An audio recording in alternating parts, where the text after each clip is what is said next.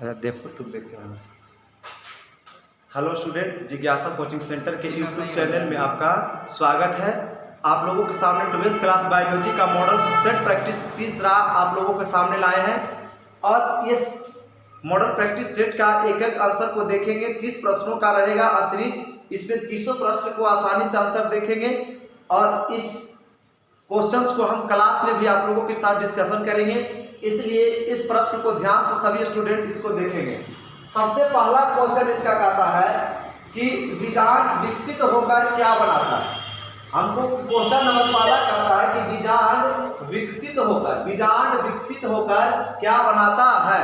तो आप लोगों को पता है कि बीजांड से ही बीज का निर्माण होता है। तो ऑप्शन नंबर सी, बीजांड विकसित होकर क्या बनाएगा, तो बीज का निर्माण करता है।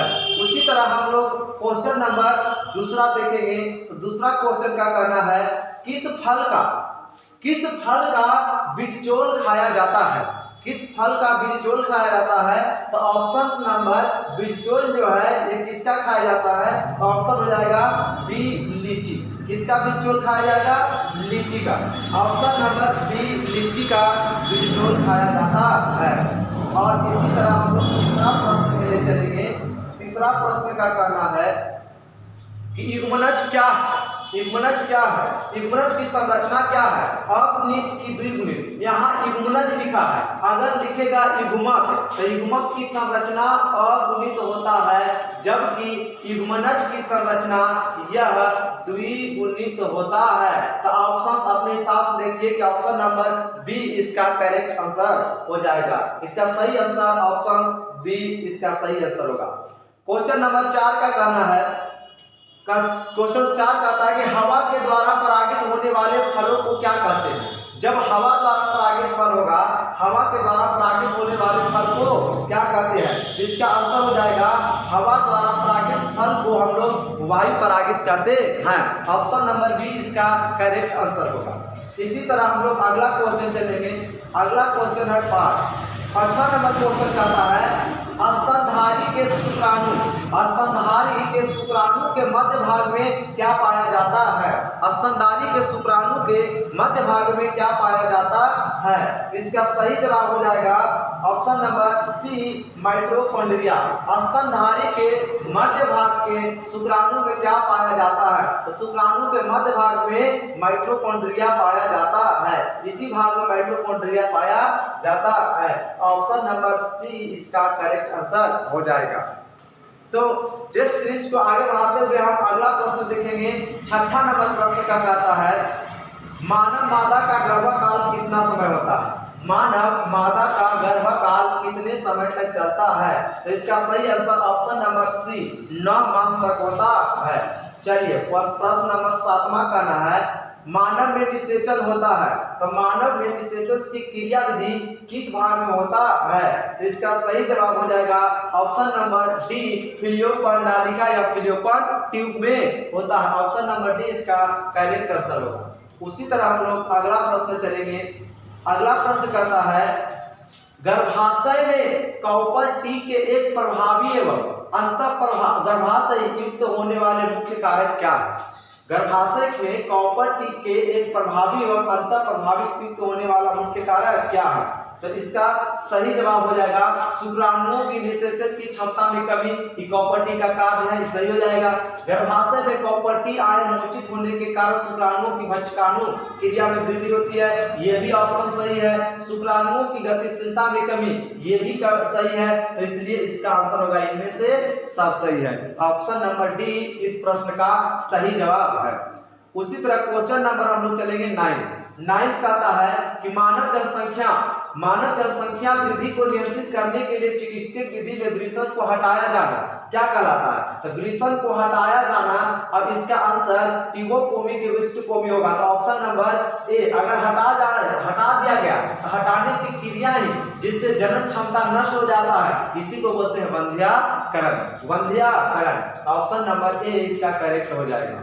अगला क्वेश्चन है कि एकल संकरण क्रॉस का फिनोटाइप अनुपात क्या होगा। चलिए आप लोग के सामने ये प्रश्न है, बहुत ही शानदार लाजवाब प्रश्न है। एकल संकरण क्रॉस में फिनोटाइप अनुपात, मेंडल का एकल संकरण क्रॉस का फिनोटाइप अनुपात क्या हो जाएगा? तो ऑप्शन नंबर बी 3:1। इसका सही जवाब हो जाएगा ऑप्शन नंबर बी 3:1। अगला क्वेश्चन है फिनोटाइप जीनोटाइप, ध्यान से देख लेना, फिनोटाइप और जीनोटाइप अनुपात। जबकि द्विसंकर क्रॉस के फिनोटाइप अनुपात, जीनोटाइप नहीं फिनोटाइप अनुपात पूछा जा रहा है, तो फिनोटाइप अनुपात ऑप्शन नंबर आप लोगों को क्या हो जाएगा? सी 1:9:3 3:1, 9:3 और 3:1, ऑप्शन सी इसका सही जवाब हो जाएगा। इसी तरह हम लोग अगला प्रश्न 12वां नंबर क्वेश्चन में आएंगे, जिसका कहना है कि मेंडल ने प्रस्तावित किया था, मेंडल ने क्या प्रस्तावित किया था? 10% का ऊर्जा नियम, इलेक्ट्रॉन का नियम है, संलग्नता का नियम, अनुवांशिकता का नियम। तो संलग्नता का नियम तो अलग किए थे, अनुवांशिकता का नियम किसने प्रस्तुत किया था? Gregor John Mendel, option number C इसका सही जवाब हो जाएगा। चलिए 13वां प्रश्न का कहना है मनुष्य में लिंग निर्धारण होता है मां के पोषण द्वारा, पिता के प्रबलता द्वारा, लिंग गुणसूत्रों के विशिष्ट संयोजन से, भ्रूण के विशिष्ट पोषण से। तो ऑप्शन नंबर इसका सही जवाब देखिए, माता पिता के पोषण से ये निर्भर नहीं करता, जबकि लिंग गुणसूत्र XY गुणसूत्र लिंग गुणसूत्र से ही निर्धारित होता है कि क्या होगा। वो भी क्वेश्चन अगर करेगा किसके लिंग उदाहरण, तो पिता के लिंग गुणसूत्र से निर्धारित होता है। लिंग निर्धारण का जो मनुष्य में लिंग निर्धारण है वो पिता के गुणसूत्र पर निर्भर करता है। ऑप्शन नंबर इसका सी सही जवाब हो जाएगा। चलिए 14वां नंबर प्रश्न पर चलते हैं। 14वां नंबर प्रश्न कहता है एक जोड़े के दो लड़कियां, तीसरा संभावित शिशु लड़की होने की संभावना। चलिए अगर दो लड़की हैं ही, तीसरा बार भी लड़की होने की संभावना हमारा कितना बताया गया है? 50%। ऑप्शन नंबर बी इसका सही जवाब हो जाएगा। चलिए अगला प्रश्न, रुधिर बी वर्ग जो ब्लड का ग्रुप बी है में जीनोटाइप होता है, क्या पाया जाता है? ब्लड ग्रुप जी के जीनोटाइप अनुपात में क्या पाया जाता है? तो इसका सही जवाब हो जाएगा बीबी और बीओ, यही पाया जाता है। बीबी और बीओ ही अनुपात होता है जीनोटाइप का। प्रश्न नंबर 16, ऑपेरन मॉडल का सिद्धांत, ऑपेरन मॉडल का प्रदर्शित करता, ऑपेरन मॉडल किसको प्रदर्शित करता है? ऑपेरन मॉडल किसको प्रस्तुत करता है?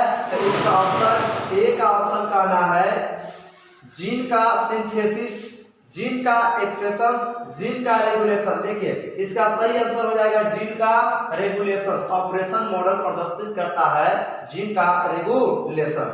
चलिए अगला प्रश्न इसी तरह हम देखेंगे। अगला प्रश्न का कहना 17, बी प्रकार का जो डीएनए के एक पूर्ण घुमाव में नाइट्रोजनी बेस या नाइट्रोजनी क्षार के कितने पेयर्स बने होते हैं? नाइट्रोजनी क्षार के कितने पेयर्स बने होते हैं? तो ऑप्शन नंबर इसका हो जाएगा कि बी डीएनए प्रकार के एक घुमाव में नाइट्रोजनी क्षार कितने होते हैं? 10। कितने पाए जाते हैं? 10 पेयर्स में होते हैं। ऑप्शन नंबर बी इसका करेक्ट आंसर हो जाएगा।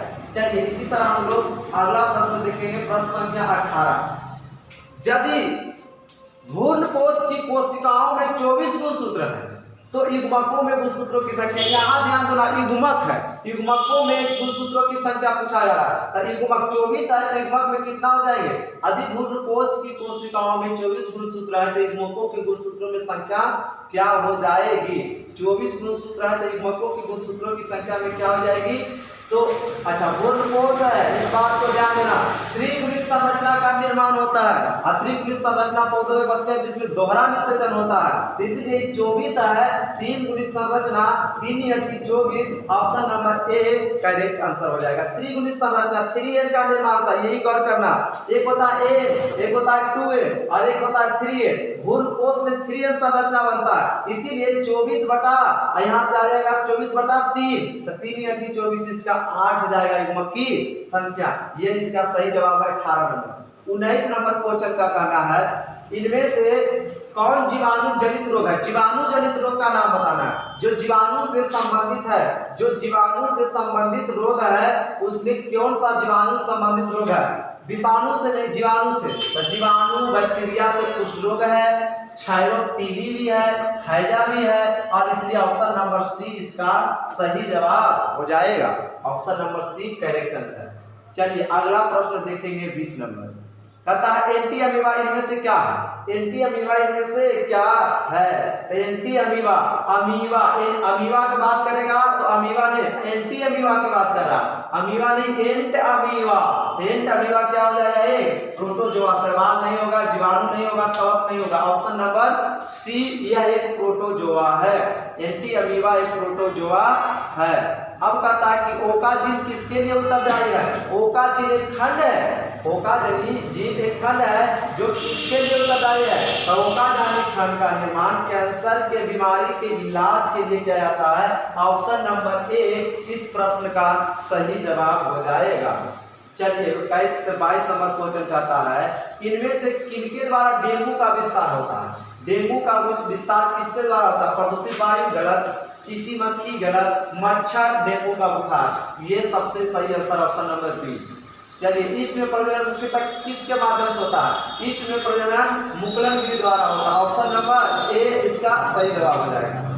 इसी तरह प्रश्न को हम आगे बढ़ेंगे और अगला प्रश्न है दही एवं पनीर उत्पाद है किसका उत्पाद है। दही एवं पनीर उत्पाद है किसका उत्पाद है, किण्वन का एक उत्पाद है। ऑप्शन नंबर ए इसका सही जवाब हो जाएगा।